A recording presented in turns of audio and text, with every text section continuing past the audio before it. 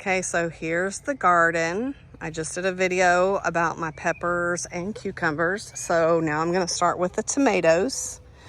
Last night I put some alyssum that I had started from seed in here, and I might actually get some more seeds and just drop them down. Because of how I did these beds, I'll be able to tell if something comes up as a weed or not. I'll actually be able to monitor them here. So I might put some more in there. But these hanging baskets on the end, I dropped some chamomile seeds in because I tried chamomile and I haven't been able to get it to come up yet. I probably should just throw it in the dirt over there where all the weeds and stuff are, and it'll probably grow just fine if I don't do anything with it. It's kind of how chamomile is. But I got sunflowers on the end. I really miss my chamomile. All right, and so along the front, I've got basil plants. Those are lettuce leaf basil. And I am actually allowing those to, because basil usually bolts when it gets hot, and it's been really hot. So I've just been letting them, when they bolt and get flowers, do that because that's good for pollinators. So I'm just letting them, I don't care. And then I've also planted some onions in different spots, and they're having to work their way up. Because what I had done was I started all of the beds out like this with just bare ground, and then I was noticing like all of the weeds and things like that, and I was really wanting to keep the moisture in the soil, keep them from drying out too much because I knew it was going to start getting super hot. So I'm doing kind of an experiment to see how it works out. So this pepper bed and this tomato bed, all of them are planted the same, but in these two beds I took a mixture of cardboard and brown paper to cover all of the areas, all of the dirt areas. And then I took some bagged compost and put it over top as a mulch. And you can see areas where it's not quite covered. That's because it was a little bit high. I mean, the actual soil was a little bit high for this when I decided to do this, because this was kind of a last minute thought. So it tends to wash out a little bit, but it's fine. And these two beds, I'm actually okay with how these two beds are going right now. So I'm using this as an experiment. This is the one where I'm covering it to see how it goes. That cardboard and the paper will break down and help the soil. It also helps attract earthworms, because this garden bed is built up, and this is all soil underneath this. So worms will be able to get in here very easily.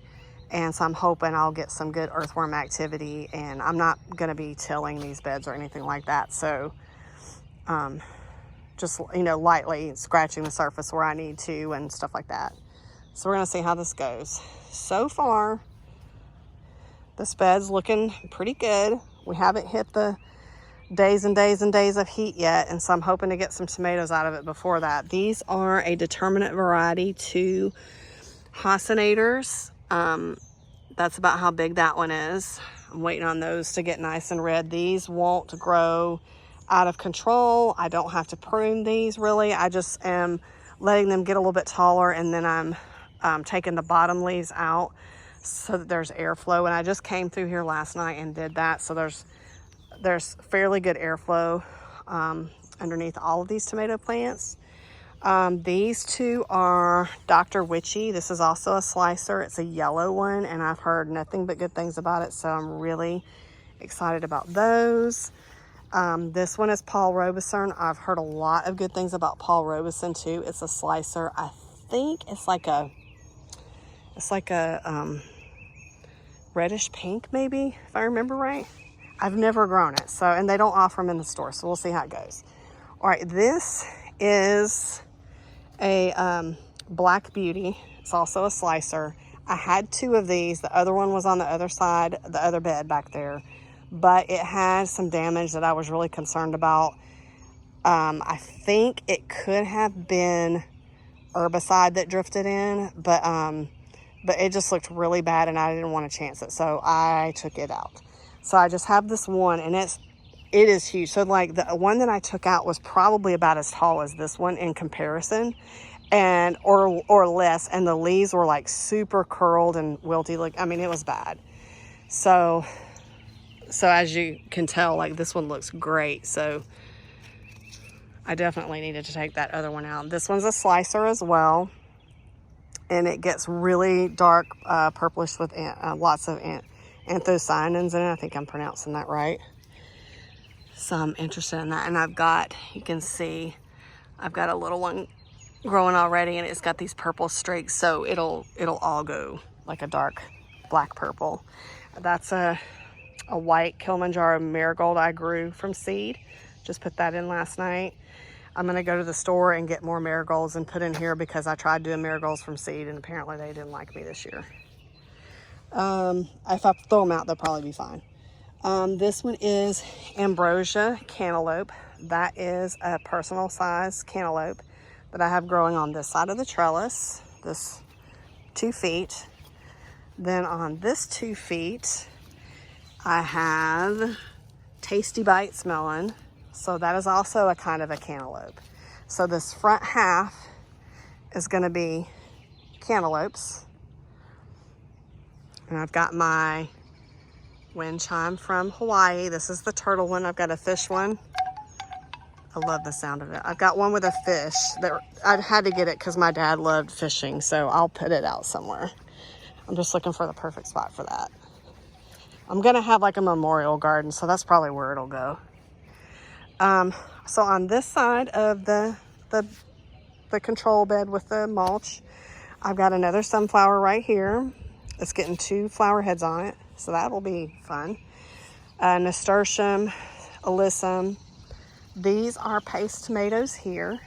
So this one is a pink fang tomato, and it's got a really interesting shape. Some of these have a little bit of blossom end rot on them.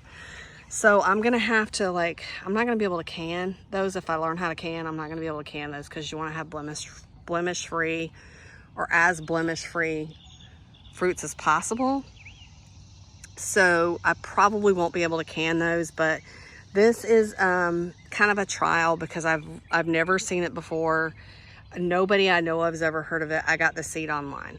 So we'll see how it goes. But again, I have the basil in the front. This is the lettuce leaf basil. This one didn't get huge leaves before it started to get the flower heads, but that's fine. And then I've got some Genovese basil right there that I just put in yesterday. So I'm hoping to get some. It smells so great. I'm hoping to get some off of that. I might have to do one maybe inside or up in the shade because they bolt so easy. And you'll see I've got like some mushrooms growing at the bottom, and I'm not really doing anything with that because that's telling me that my soil is healthy. And I kind of feel like, I don't know why, but I kind of feel like if I've got that growing there, it's because that plant needs it. That's not going to harm my plant. That's not going to harm my plant. So I feel like it's being a beneficial plant for my tomatoes, and so I'm just leaving it. If you look on fertilizer bags and stuff like that, some of them will say, and soil bags, it'll say with mycorrhizae, blah blah blah. That's like a natural soil fungus, and you need that. I mean, mycelium connects everything in the whole world, and that's where the mushrooms grow from, is mycelium. So you really want that. If you don't have that, you don't have healthy soil. So I'm just leaving it. These tomatoes right here are my Amish paste tomatoes. All right, so those 2 down there are pink fangs. So starting right here is Amish paste. I've got a couple growing there. I've got some growing here, and as you can see, that one's got some blossom end rot on it. I'm just leaving it. I'm not worried about taking it off. I probably should, because I don't know if we'll eat it, but I know that as long as you remove the blemish part, you can eat it. That's a borage plant, so that's a white one. And then I've got some onions planted over here, but so far that one's the only one that's popped up. I don't see any more right now. And then down here is my San Marzanos, and I had 3 plants. So wait a minute. Pink Fang 1, 2, Amish Paste 1, 2, 3. And then this is San Marzano, and there was supposed to be 3 of them. I think it's because I had one that was a double, but I had to pull that one out because it looked really bad. So I had to pull that one out. And this I grew from one of the suckers, and I just put it in I rooted it, I put it in the ground. I'm going to see how it does. It might take all summer to grow, and I may or may not get tomatoes off of it, but I don't know how this works. So a lot of my stuff I'm doing because I don't know how it works, and I want to try it out. And I want to see. This is kind of like you're always learning, you're always growing. So that's what I'm doing here. And then over here, I have Kajari melons growing. These, so on the melons, these ones that are going up on the trellis already, those are ones I started from seed. These back here, I just put the seeds in the ground once we got the arch up. So it's like succession planting.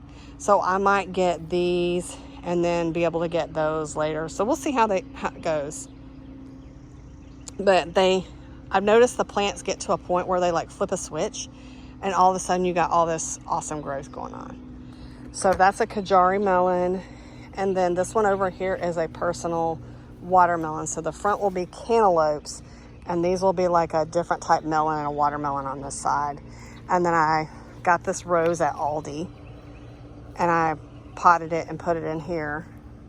And I've got this little seat, but I'm probably going to get like a fold-in chair or something over here, because when this is more full, this is going to be nice and shady, and I'll be able to sit here.